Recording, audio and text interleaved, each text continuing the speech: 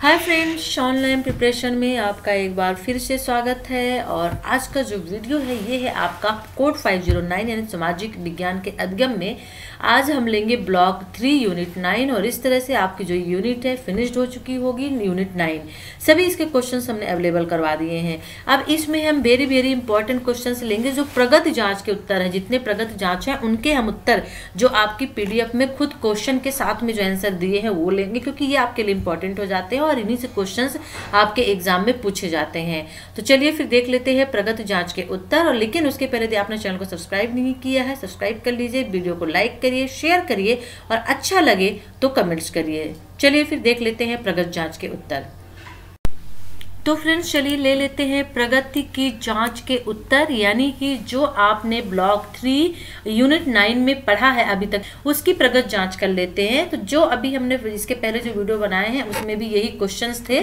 जैसा पहला क्वेश्चन हो गया, प्रगति जांच 1 ले लेते हैं कि प्राथमिक स्तर पर सामाजिक विज्ञान में आकलन के उद्देश्यों का वर्णन करना है। सामाजिक विज्ञान में जो आकलन के उद्देश्य क्या है वो भी प्राथमिक स्तर पर, प्राइमरी लेवल में वो आपको बताने हैं। तो यहाँ पे इसका आंसर दिया हुआ है कि आकलन का संपूर्ण प्रयोजन शिक्षण अधिगम प्रक्रिया को बेहतर बनाना और विद्यार्थियों की क्षमताएं जहां तक विकसित हो सकती हैं उस सीमा तक विभिन्न आयामों का विस्तार करना है। यानी आकलन का मतलब क्या है? तो आकलन का यहाँ पे काम होता है कि शिक्षण अधिगम प्रक्रिया होती है जो टीचर पढ़ा रहा है, जिस मेथड से, जिस विधि से पढ़ा रहा है उसको और बेहतर, बहुत अच्छा बनाना, अच्छा करना। और विद्यार्थी जो सीखते हैं, ठीक है ना, जो सीखते हैं और सीखने में वो कितना डेवलप कर रहे हैं, कितना उन्होंने सीखा है अभी तक, ठीक है, उसकी सीमा को और विभिन्न आयामों में, यानी जो उन्होंने सीखा है उसका आकलन करना। यदि उन्होंने कुछ कम सीखा है, आपने जो पढ़ाया है उनकी समझ में उतना नहीं आया, उन्होंने कम उसको पढ़ा है, कम सीखा है, तो आपको फिर अगेन उसको और ज़्यादा विस्तार करके पढ़ाना होता है। ये होता है आकलन। तो आकलन का संपूर्ण प्रयोजन जो होता है शिक्षण अधिगम प्रक्रिया को बेहतर बनाना होता है, विद्यार्थी की क्षमताओं को विकसित करना होता है और फिर जो विभिन्न आयाम होते हैं उनको विस्तार करना होता है। यहाँ पे आकलन के विशिष्ट उद्देश्य दिए हुए हैं, वो देख लेते हैं। ओके, तो पहला ले लेते हैं, एक नियत समयावधि में बालक में अधिगम और होने वाले परिवर्तनों के बारे में पता लगाना। आकलन का मतलब ही होता है कि बच्चा जो सीख रहा है, छात्र जो सीख रहा है और सीखने से जो उसमें परिवर्तन होते हैं उसका पता लगाना। तो ये पता किस बेस पे लगाया जाता है? एक नियत समयावधि में, यानी एक नियमित समय अवधि में एक समय आपको फिक्स करना होगा और उस समय अवधि में आपको आकलन करना होगा कि बच्चे ने, आपने जो पढ़ाया और बच्चे ने जो सीखा, तो सीखने से क्या उसमें परिवर्तन आया, क्या उसने उस चीज़ को सीखा। दूसरा देख लेते हैं, व्यक्तिगत आवश्यकताओं और अपेक्षाओं की पहचान करना। जो व्यक्तिगत आवश्यकताएं होती हैं उनकी पहचान करना भी आकलन के अंतर्गत आती हैं। ओके, तीसरा देख लेते हैं, अधिक सुविधाजनक तरीके से शिक्षण अधिगम प्रक्रिया की योजना बनाना। शिक्षण अधिगम प्रक्रिया की योजना बनाना, वो भी किस तरीके से? सुविधाजनक तरीके से। टीचिंग मेथड बहुत सारे होते हैं, बहुत मेथड से आप बच्चों को पढ़ाते हैं, लेकिन ऐसी मेथड ढूंढिए, ऐसे मेथड से पढ़ाइए कि बच्चों को समझ में आ जाए, ठीक है। तो सुविधाजनक, बहुत आसान, बहुत इजी तरीके से बच्चों को पढ़ाने की योजना बनाना। फिर बालक की ये समझने में सहायता करना कि वह क्या जानता है और वह क्या कर सकता है। अब आप ये बच्चे से पूछिए, बच्चे को समझने की कोशिश करिए कि बच्चा जो है, जो आप चीज़ यदि पढ़ा रहे हैं, किसी सब्जेक्ट कंटेंट को आप ले रहे हैं, तो सबसे पहले आप ये जानने की कोशिश करिए कि क्या क्लास में जो बच्चे हैं उस चीज़ को वो जान रहे हैं। यदि जान रहे हैं तो कहाँ तक जान रहे हैं, ठीक है ना। फिर इसके बाद आप अपनी बात को रखिए। पाठ्यक्रम के उद्देश्यों की प्राप्ति किस सीमा तक हुई है का पता लगाना। अब आपने जो पढ़ाया है, बच्चे ने जो पढ़ा है, तो वो जो आपने जो पढ़ा है वो आपके उद्देश्य थे कि आपको आज ये पढ़ाना है, लेकिन बच्चों ने उससे क्या सीखा, क्या छात्र ने उसको पढ़ा, उनकी समझ में आया, उन्होंने उस चीज़ को सीखा या नहीं सीखा जो आपने पढ़ाया है। तो पाठ्यक्रम के उद्देश्य जो है उनकी प्राप्ति जो है किस सीमा तक हुई है, ठीक है, उसका पता आपको लगाना होता है। लेकिन किसके माध्यम से? आकलन के माध्यम से आप टेस्ट लीजिए, ठीक है, और पता करिए कि बच्चे ने सीखा या नहीं सीखा। शिक्षण अधिगम प्रक्रिया को बेहतर बनाना, जिस मेथड से, जिस प्रोसेस से आप पढ़ाते हैं, शिक्षण अधिगम प्रक्रिया जो होती है उसको आप और बेहतर बनाइए और अच्छे तरीके से उसको एक्सप्लेन करिए ताकि बच्चे के समझ में आ जाए। शिक्षण अधिगम प्रक्रिया जो होती है हमेशा बच्चे के अकॉर्डिंग चलती है। क्लास में सभी तरह के बच्चे होते हैं, कुछ नॉर्मल होते हैं, कुछ जो होते हैं बहुत फास्ट होते हैं, किसी चीज़ को बहुत जल्दी कैच कर लेते हैं, बहुत जल्दी समझ में आ जाता है, कुछ बच्चे होते हैं जिनके समझ में इतना जल्दी नहीं आता है, तो उनके अकॉर्डिंग आप अपनी मेथड को लीजिए। विषय में बालकों की प्रगति के संबंध में अभिभावकों से संप्रेषण करना। अब मान लीजिए कोई ऐसा कंटेंट, कोई ऐसा सब्जेक्ट है जिसमें बच्चे जो होते हैं उनका माइंड इतना डेवलप नहीं होता है, उस चीज़ को जल्दी एक्सेप्ट कैच नहीं कर पाते हैं, तो आप इस संबंध में उनके पेरेंट्स से भी बात कर सकते हैं। बालकों से आकलन के भय को दूर करना। और सबसे पहली बात, एक भय शब्द जो होता है जिसे हम फोबिया कहते हैं, बच्चे जनरली एग्जाम से डरते हैं, टेस्ट से डरते हैं, बोलते हैं आज मेरा टेस्ट है, आज मेरा एग्जाम है, तो जो उनके मन में एक डर है उस चीज़ को सबसे पहले आपको दूर करना होगा, ये काम टीचर का होता है। ठीक है, तो बालकों से आकलन के भय को दूर करना। सामूहिक अधिगम करने हैं तो बालकों को प्रोत्साहित करना।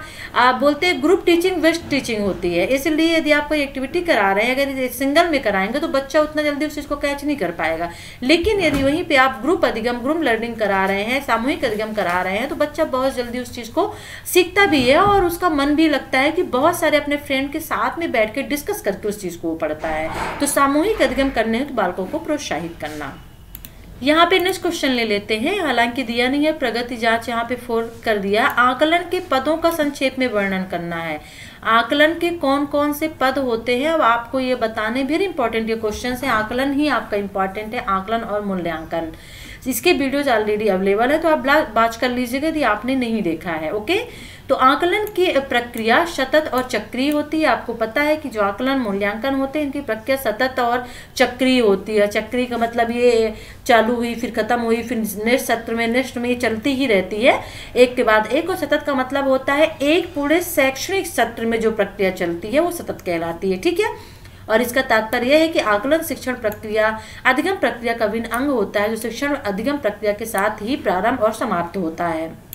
यानी कि अधिगम शुरू होता है तो क्या होता है, आकलन भी शुरू हो जाता है, और अधिगम खत्म होता है तो आकलन भी खत्म हो जाता है। तो इसके साथ में ही शिक्षण अधिगम प्रक्रिया के साथ ही ये शुरू होता है और समाप्त भी हो जाता है। ठीक है, इसके 3 आधार पद होते हैं। आकलन के कौन से पद होते हैं, तो इसके 3 आधार पद होते हैं। जैसा पहला होता है बालक के बारे में जानकारी एकत्रित करना।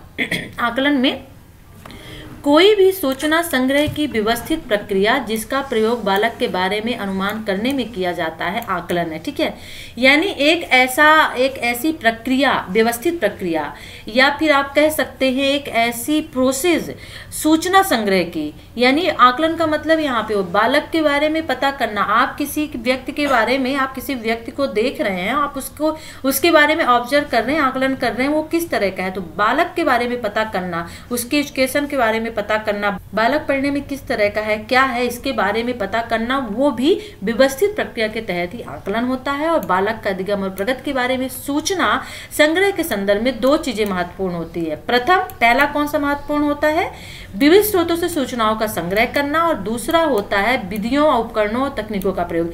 ये इंपॉर्टेंट आपके लिए इसलिए हो सकता है क्योंकि मल्टीपल चॉइस में क्वेश्चन दे सकता है। ठीक है ना, पहला क्वेश्चन तो ये हो सकता है, जैसे यहाँ पे दिया है कि बालक की अधिगम और प्रगति के बारे में सूचना संग्रह के संदर्भ में 2 चीजें महत्वपूर्ण होती है। तो क्वेश्चन बन सकता है कि बालक की अधिगम और प्रगति के सूचना संदर्भ के बारे में कौन सी चीज महत्वपूर्ण है। ऑप्शन में दोनों चीजें हो सकती है, प्रथम या द्वितीय, या फिर सिर्फ प्रथम या द्वितीय हो सकता है, या फिर क्वेश्चन को घुमा के पूछ सकता है कि बालक की अधिगम और प्रगति के बारे में सूचना संग्रह के कितने पद होते हैं, प्रथम, द्वितीय, तृतीय, इस तरह करके दे सकता है। तो आपको माइंड में रखना होगा प्रथम द्वितीय पद होते हैं। प्रथम में क्या होता है कि विविध जो स्रोत होते हैं वहां से सूचनाएं संग्रह की जाती है बालक के लिए, और द्वितीय में क्या होता है कि जो विधियां, उपकरण, तकनीक होती हैं उनका प्रयोग किया जाता है बालक के आकलन के लिए। ठीक है, अब सूचनाओं का अंकन देख लेते हैं। यहाँ पे रिकॉर्डिंग में अवलोकनों के रिकॉर्ड्स और बालक को प्रदत्त कार्यों के प्रदर्शन पर की टिप्पणियां, बालक क्या करते हैं, वे कैसा व्यवहार करते हैं, और बालक के दूसरों के प्रति व्यवहार संबंधी घटनाएं या उपाख्यान संबंधी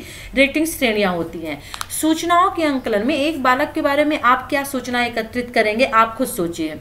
आप टीचर हैं, आप क्या उसके बारे में पता करेंगे, बालक पढ़ने में किस तरह से है, उसकी प्रोग्रेस रिपोर्ट क्या कह रही है, उसका प्रदर्शन क्या है, क्लास में उसका बिहेव कैसा है, बिहेवियर उसका कैसा है, कैसे संबंध अपने आपके साथ है, किस तरह ट्रीट हुआ आता है, किस तरह से अपने सहपाठियों के साथ यानी जो दूसरे स्टूडेंट है उनके साथ किस तरह से वो ट्रीट करता है, किस तरह से पेश आता है, और उसकी श्रेणी क्या है यानी रेटिंग्स क्या दी गई है, ग्रेड्स क्या दिया गया है।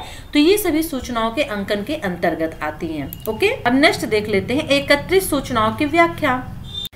एक बार जब सूचनाओं का अंकन हो जाता है तो अगला पद एकत्रित सूचनाओं की व्याख्या करने का होता है। यानी अब सूचनाओं का तो अंकन हो गया, जस्ट अभी हम पढ़ के आ रहे हैं कि सूचनाओं का अंकन हो गया, तो उसके बाद जो होता है सूचनाओं की व्याख्या करनी होती है। जो आपने सूचनाएं एकत्रित की हैं तो उसकी व्याख्या करनी होती है, और ये बालक के बारे में, बालक कहाँ है और बालक की सहायता करने हेतु तो क्या आवश्यकताएं हैं, समझने और निष्कर्ष निकालने में सहायता करते हैं, और इसके लिए रिकॉर्ड्स के दैनिक विश्लेषण और पुनर्लोकन की आवश्यकता होती है।